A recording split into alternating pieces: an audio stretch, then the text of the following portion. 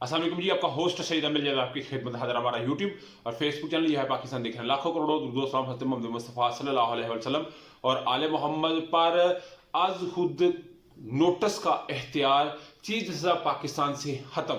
अभी 3 सीनियर तरीन जजेस जो होंगे वो इसका डिसाइड करेंगे कि आज खुद नोटिस होगा। अगर किसी को लगता है कि ये मामला ठीक नहीं हुआ तो फिर वो 30 दिन के अंदर अपील करेगा और पहले 14 दिन के अंदर उस मामले को फिक्स किया जाएगा कि ये ठीक नोटिस हुआ है या गलत नोटिस हुआ है। तो इसके ऊपर बगैर तौर के ऊपर रात गए काबीना का जो इजलास हुआ उसमें मसवदा तैयार किया गया और फिर कौमी असम्बली से इसको पास करवा लिया गया। और मरियम जो औरंगजेबा है उन्होंने बगैर तौर पर इसको किया है वो कहती है कि तमाम असम्बलियों के इंतखाबात एक साथ करवाए जाएं। इलेक्शन कमीशन के आईनी इख्तियारात में मुदाखलत से गुरेज किया जाए। वफाकी वज़ीर इत्तलात कौमी असम्बली से करारदाद पेश कर दी। देखिए, आईनी इख्तियारात, इलेक्शन कमीशन के जो आईनी इख्तियार है इसी के ऊपर तो सुप्रीम कोर्ट ने सवाल उठाया ना। सुप्रीम कोर्ट ने बकायदा तौर पर यह बात कही है कि जो इलेक्शन कमीशन है उस इलेक्शन कमीशन के सामने हम 3 सवाल रखते हैं। पहला सवाल यह है कि क्या उसने अगर इंतखाबात की तारीख नहीं दी, इंतखाबात की तारीख तो हमने सदर के जरिए दिलवाई है,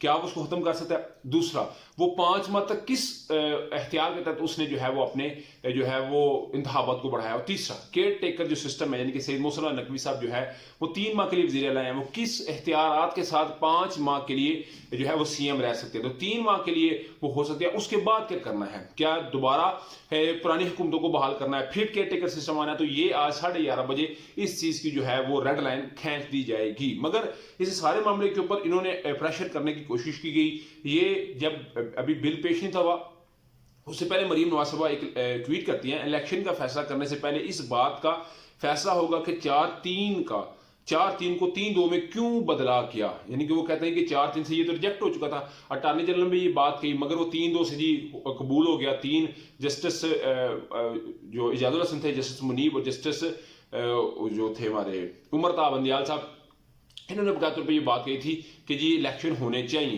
तो 2 कहते हैं जी नहीं होने चाहिए। तो वो कहते हैं 4-3 को 3-2 में क्यों बदला गया, इसके पीछे मकसद क्या था और इसमें कौन कौन शामिल था? क्या इस अहम तरीन नुक्ते का अहाता किए बगैर जोर जबरदस्ती से कानून के खिलाफ फैसले को कलीन के नीचे छुपा कर कोई भी फैसला काबिल कबूल होगा? सवालिया निशान हारगिज नहीं। अभी इन्होंने प्रेशर में बिल्ड करने की कोशिश की मगर इन्होंने जी 184 सब क्लास 3 जिसमें सुप्रीम कोर्ट के चीफ जस्टिस साहब को एक इख्तियार होता है कि वो ले सकते हैं खुद नोटिस, उसको खत्म कर दिया। अभी यहाँ पे एक नई कानूनी जंग का जो है वो आगाज हुआ है। एक है आर्टिकल 191 नीचे 1973 के इस आर्टिकल के मुताबिक आइन के कि अगर सुप्रीम कोर्ट के अंदर कोई भी आपने प्रोसीजर चेंज करना है तो उसका इख्तियार सिर्फ और सिर्फ सुप्रीम कोर्ट को है कि सुप्रीम कोर्ट के अंदर अगर कोई ऐसा मामला चला तो सुप्रीम कोर्ट खुद अपने अंदर कोई रेवोल्यूशन ला सकती है, खुद को तरमीम कर सकती है, खुद बेहतरी कर सकती है। अगर कौमी असम्बली में आपने लेके जाना तो सबसे पहले आइन में तरमीम करनी पड़ेगी, उसके बाद ये फैसला होगा कि आगे क्या करना है। अभी आइन में तरमीम के लिए आपके पास 2/3 मेजॉरिटी होनी चाहिए, जो इस वक्त कौमी असम्बली में 2/3 मेजॉरिटी नहीं है। तो इसलिए इस आर्टिकल 191 के तहत ये अमल काबिल कबूल नहीं, ये इस वक्त सीनियर कानूनदान भी ये बात कह रहे हैं। मगर इसके ऊपर पाकिस्तान तरीके इंसाफ का भी मौकफ आया है। इमरान साहब भी ये कहते हैं, इमरान साहब ने रात में ये बात कही कि जी मैं भी ये चाहता था कि रिफॉर्म्स आए सुप्रीम कोर्ट के अंदर, हम भी ये चाहते हैं क्योंकि उन्हें भी शायद लगता है कि जब उनकी गवर्नमेंट है तो उस वक्त भी कोई चीज, क्योंकि सितंबर के अंदर ये अप्रैल का आगाज होने जा रहा है, सितंबर के अंदर काजी फाइज ईसा साहब और जस्टिस काजी फाइज ईसा साहब जिसके लिए हैं या जो वो बातें करते हैं तो पीटीआई को अपना भी कुछ नजर आ रहा है। तो उन्होंने कहा जी हम तो ये चाहते हैं कि आज खुद नोटिस जो है वो एक जज के पास नहीं होना चाहिए, 3 के पास होना चाहिए। मगर उसमें उन्होंने ये बात कही है कि मुझे इस हुकूमत की नीयत पे शक है कि ये हुकूमत की नीयत कुछ और है, ये करना कुछ और चाहती है। मगर अगर ओवरऑल बात की जाए तो आज 11:30 बजे के करीब जो है वो एक बड़ी जो है वो अपडेट आएगी और उस बड़ी अपडेट के अंदर डेफिनेटली जो है वो या तो इलेक्शन की तारीख का ऐलान होगा।